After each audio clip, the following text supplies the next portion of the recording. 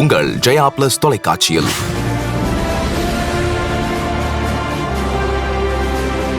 புரட்சி தலைவி அம்மா அவர்களுடைய வாழ்க்கையில் அவருக்கு பெரும் சவாலாக அமைந்தது திரை வாழ்வா, அரசியல் வாழ்வா?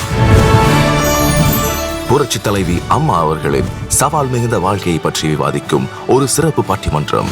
அவங்களுக்குன்னு ஒரு பாணி, அந்த இடத்துல நிப்பாங்க, நின்னு ஜெயிப்பாங்க. என் அதிமுக தொண்டர்கள் கூடவும் என் தமிழ்நாடு மக்கள் கூடவும் தான் என்னுடைய கூட்டணி. புரட்சி தலைவரோட நான் நடிப்பேன், பேர் வாங்குவேன், அன்னைக்கே சேலஞ்ச். அதான் சவால்.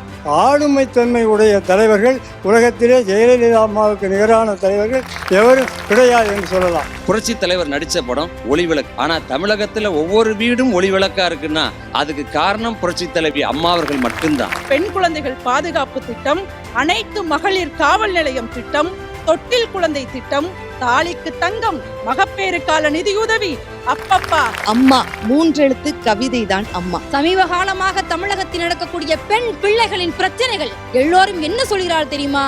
என் அம்மா மட்டும் இருந்திருந்தால் எங்களுக்கு ஒரு நீதி கிடைத்திருக்காதா என்று இயங்கக்கூடிய எத்தனை உறவுகள் இந்த தமிழ் மண்ணில் இருக்கிறார்கள் தெரியுமா? மனிதனுக்கு மானமும் சுயமரியாதையும் தான் முதல் தேவை. இந்த இரண்டுக்கும் இழுக்கு வருகின்ற நேரத்தில் எதை கண்டும் அஞ்சாமல் எதிர்த்து நிற்க வேண்டும் என்று வாழ்ந்து காட்டிய பெருந்தகை புரட்சி தலைவி அம்மா.